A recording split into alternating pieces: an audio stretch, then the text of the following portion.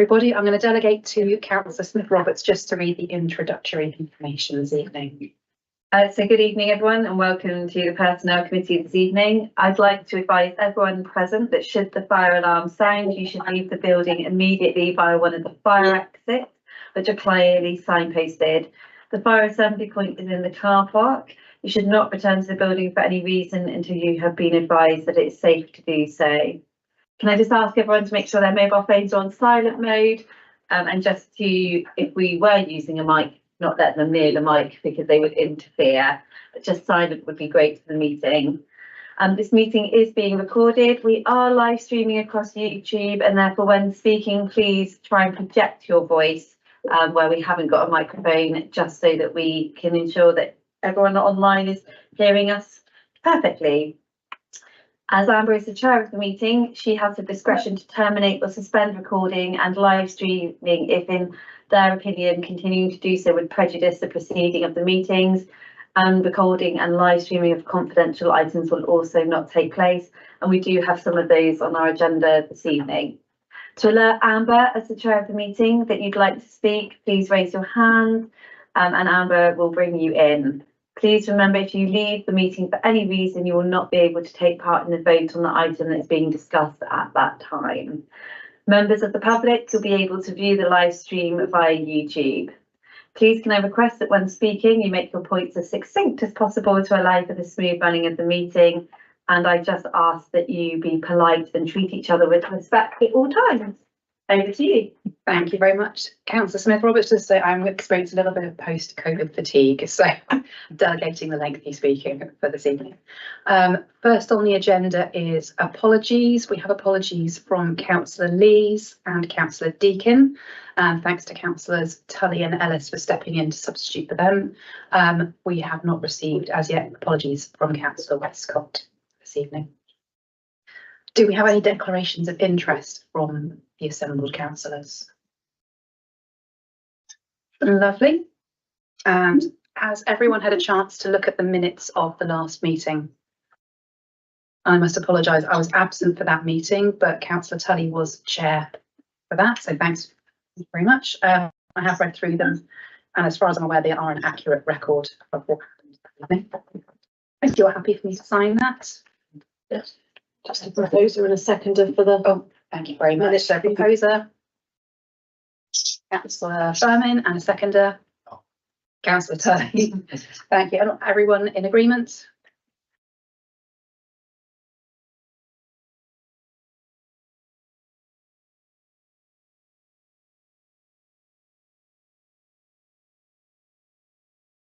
And then on to the business of the evening, we have the forward plan for the Personnel Committee. And this is just for us to note the forward plan as it stands at the moment. For those of you that can see the board, we have the menopause policy, managing stress and mental wellbeing policy, and the reference request guidance, which is on the agenda for this evening. In September, we're due to look at the Employee Assistance Programme, the Organisational Development Plan, Culture, Skills Audit Appraisals, Values and Behaviours, Learning and Development, CPD Staff Survey. So that looks like a full agenda. In December, we'll be looking at the Employee Handbook Review and induction process. And then in February, Employee rewards. Yeah, employee rewards. Sorry, just checking it wasn't January. Yes. So that's as it stands. If anyone else has anything to contribute to that, please shout. Otherwise, do I have a proposer to note Councillor Smith-Roberts and a seconder, Councillor Ellis? All those in favour?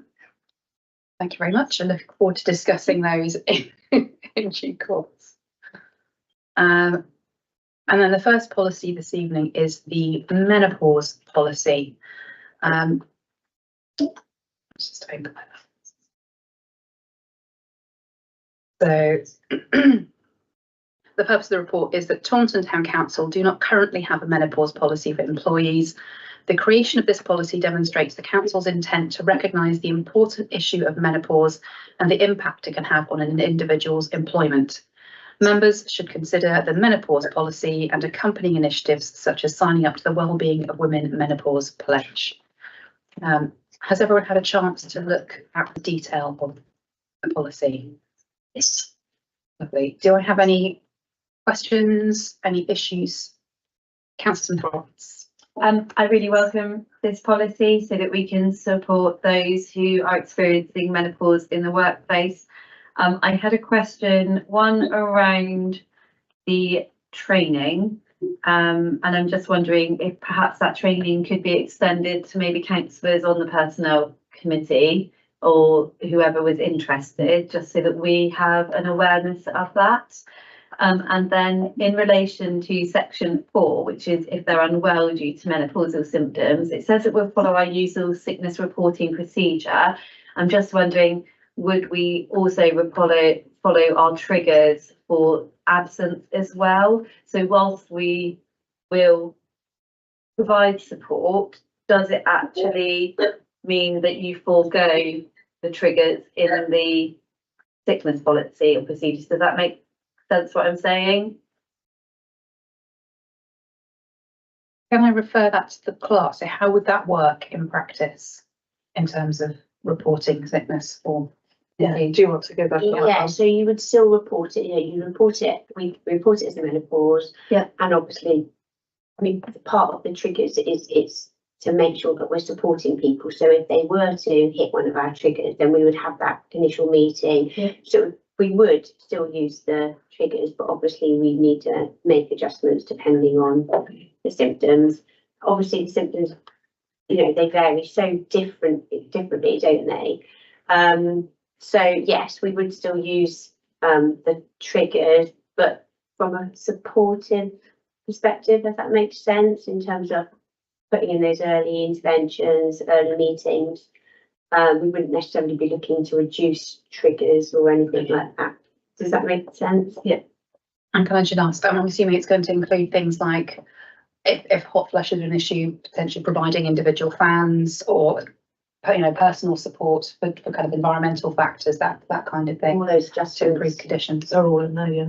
Lovely. I also, Councillor Ellis. I was thinking to that, I'm sorry.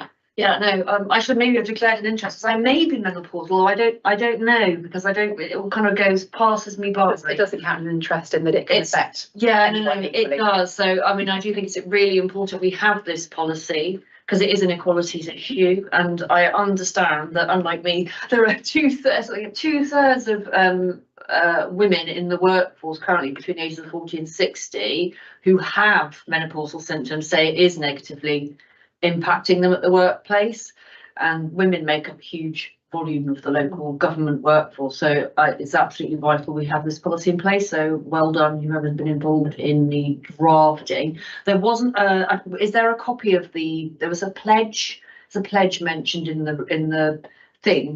Is that something we just sign up to today, or will that have to go to full council, or what's the process?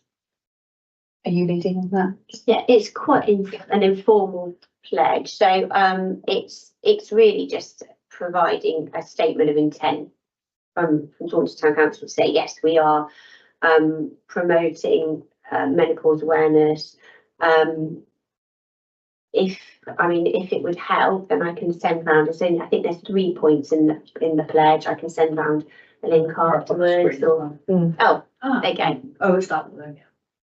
Those are the 3. Oh, that's relatively straightforward, isn't it? Not obvious. Cool. And is there like a thing where you can be a menopause-friendly employer, or is that not a thing? I think you can be a menopause friendly employer, and I think if we signed up to the pledge, then we would be able to use their logo on things and say that we have signed up to the menopause workplace pledge. I think being a menopause friendly employer might be a slightly different initiative, which we could certainly look into as well. But being, signing up to this pledge, it would mean that we could put their logo on things, use their resources, and moving forward. Cool. It's taking the first steps, isn't it? Yeah. I'd quite like the pledge to go to full council, just so that we as a full council actually acknowledge this is important and sign up to it. Although I'm assuming that we could agree within this committee to do that, but I would prefer that to go to full council, just, You could send it as a recommendation. yeah. My, Councillor Tully's got his- oh, councillor Tully, sorry, it's your pen. You know, this is strange because I worked for the Public Health Laboratory Service 20 years ago and we brought this forward then. So it shows you how outdated it is. But we looked at it, it wasn't an illness. It's one of those things happen in life. It's not, people get misunderstanding, think they've got an illness, they haven't. It's the stress. Being a woman, it's one of those things. I fully agree with it, really do. My main comment was that it would be really good to include perimenopause within the wording, in that menopause is a very specific medical condition, but perimenopause affects a significant number of women for a large period of time, and awareness of that is particularly low, and it's worth bearing in mind in terms of management of women, say from the age in their 30s onwards, actually, that this can be quite a thing that they may not know that there is a problem, and that may be the underlying cause of some of their issues. Councillor Furman. I've not said I'm certainly not informed because I have no idea what the difference is. Perimenopause Don't get us started. yeah, perimenopause is essentially the period leading up to the menopause where Right. some of the changes start to take place before menopause, which is the condition where your periods have ceased for a given amount of time. I forget the exact definition, but it is, what, say 6 months. Yeah. But perimenopause can start from your early to mid 30s Okay. and have significant medical impact Yes. in the run up. Sorry. My own personal drum to beat. Thank you. But otherwise, are we happy with the rest of the content and the wording of that policy? Do I have a proposer? Councillor Ellis and a seconder, Councillor Smith Roberts, all in favour of adopting the policy. Unanimous. Thank you very much.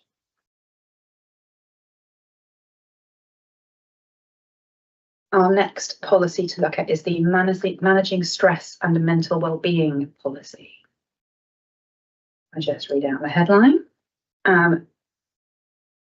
This is basic for members to consider the managing stress and mental well-being policy. Taunton Town Council have a duty of care.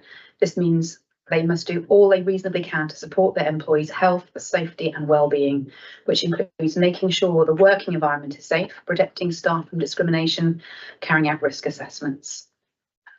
So I won't read out the full background of the report because there's quite an amount in there.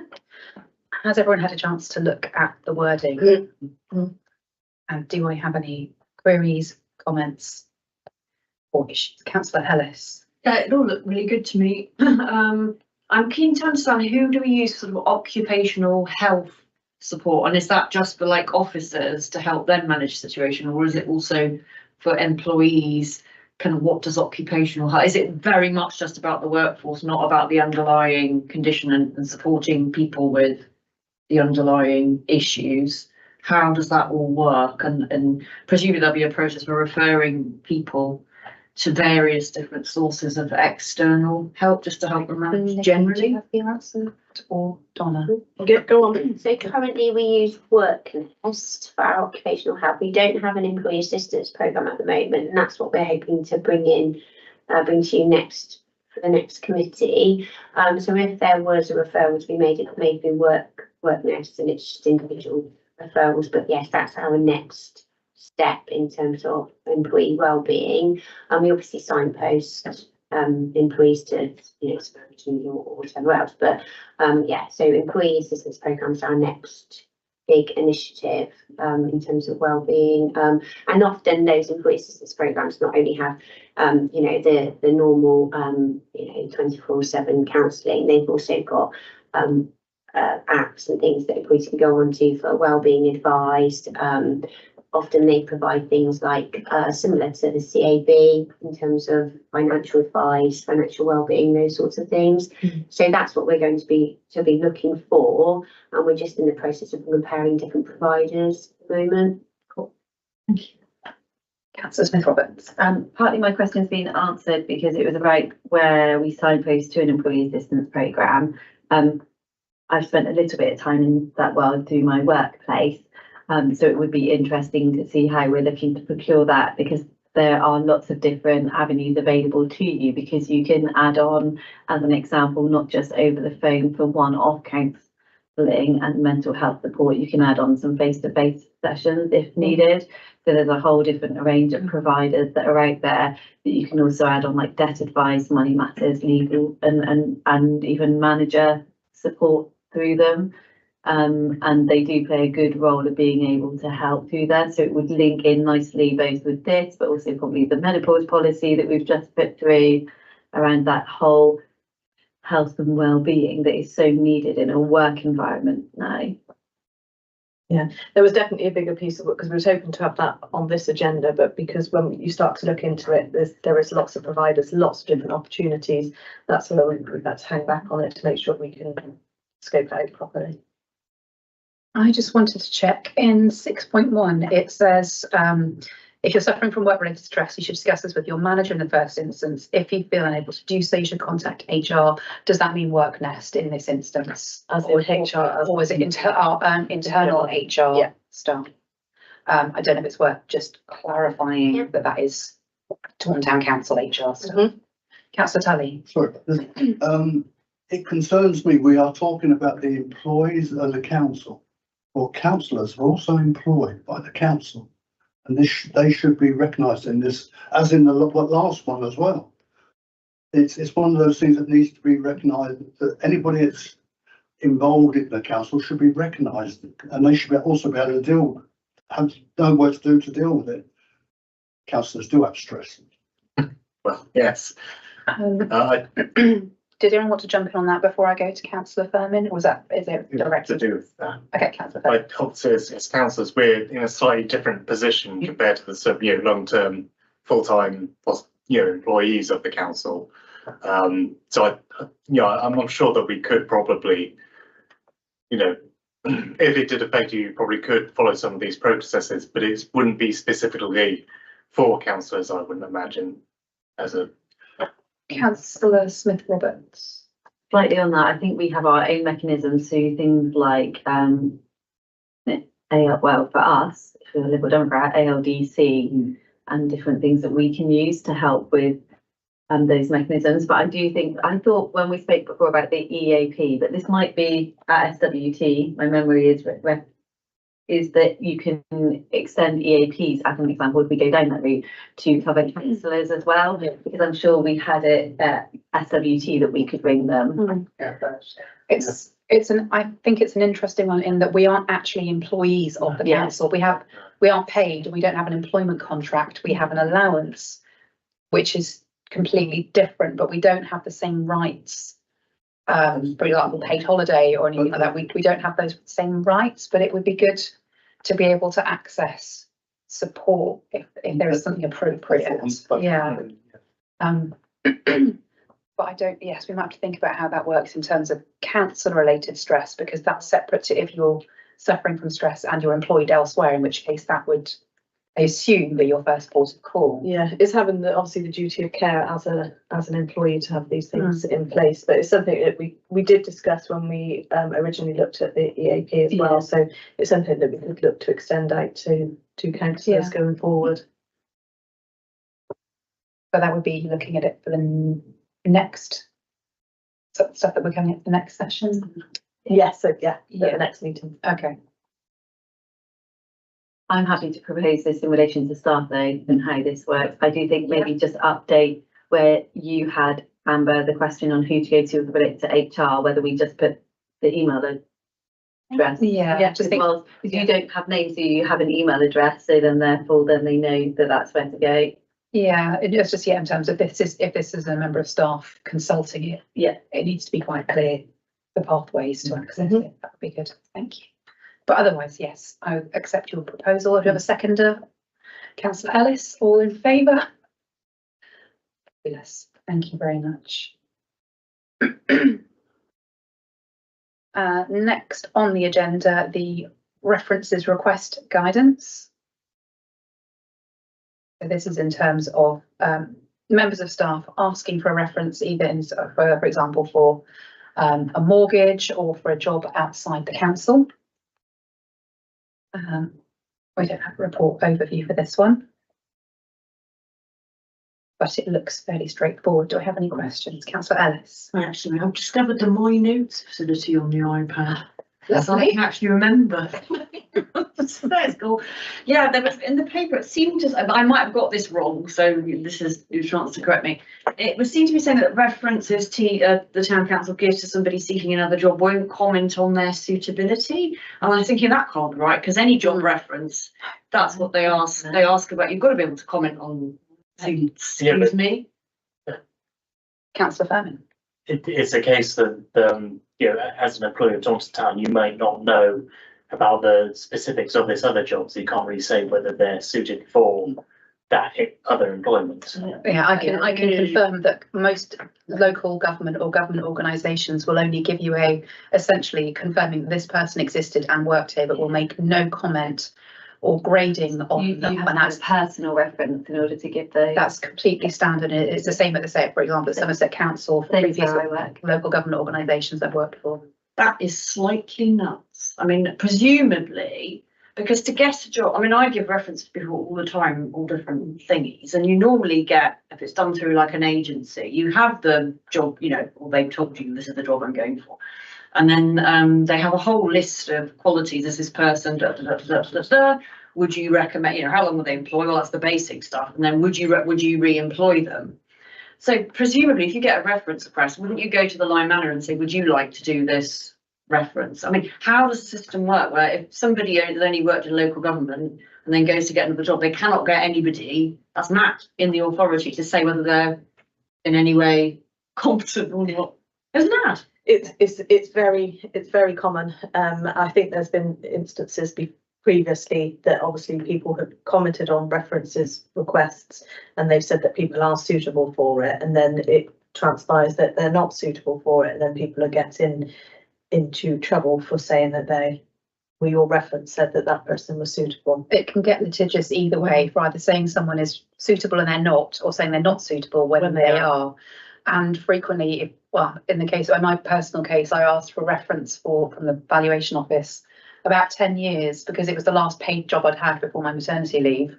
And it was 10 years, they'd moved offices and nobody that I knew actually worked there. They couldn't actually comment on my performance other than to say that, yes, I worked there between the given dates stated. It's completely normal. I know it seems a little bit ridiculous, but It's absolutely not. So like recruiting people who we can't get actual references for because they've worked for a local authority, so we've got no means of, that's nuts. Oh my gosh, I think I need to lie down in a darkened room and recover from this news. Absolutely, Yeah. because I'm an individual. I work with all different people in all different contexts. And I'm always giving references. You Not have- once would it occur to me that I might be getting, like leaving myself. I'll just be honest, Sarah. Yeah, that sounds great for this job, or I wouldn't even actually say I do the reference, but I didn't think they're really good. it's a slightly different system than people expect it to be, I think, these days. And it's but it does essentially, it protects us on some level of kind of future complaints, depending on what our reference may or may not be.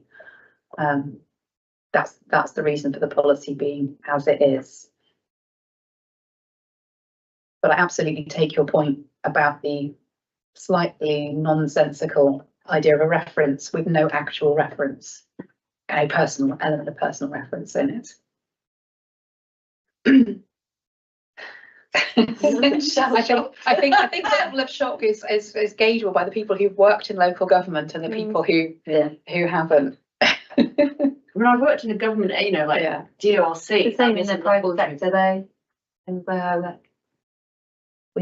This explains a lot about problems in workplaces if people haven't actually had proper references from people. It's absolutely mad. I think that it's becoming more standard across the piece.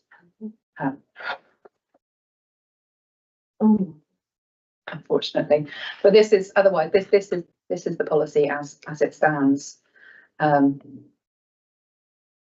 Your general shock aside, I don't know if you're proposing an amendment or a different approach to that, or just disappointment that this is the state of the nation.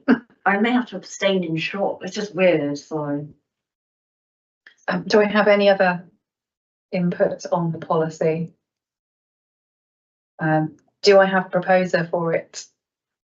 Councillor Furman, do I have a seconder? Councillor Tully, all those in favour of adopting this policy? Anyone voting against? And any abstentions? I'm abstaining, sure. Councillor Ellis abstaining in shock. I appreciate your sentiment. The next item is the motion to exclude the press and the public. During discussion of the following items, agenda items 9 to 12, it may be necessary to pass the following resolution to exclude the press and public, having reflected on the presumption in favour of openness.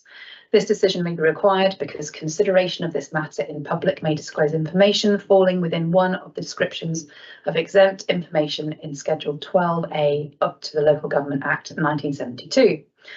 The committee will need to decide whether, in all the circumstances of the case, the public interest in maintaining the exemption outweighs the public interest in disclosing the information.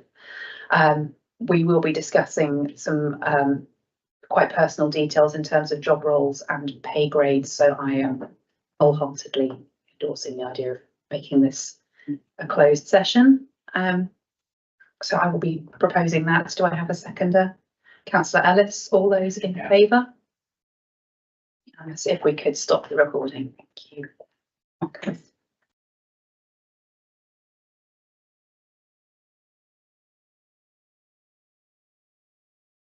Do you want to pull it out? Yeah.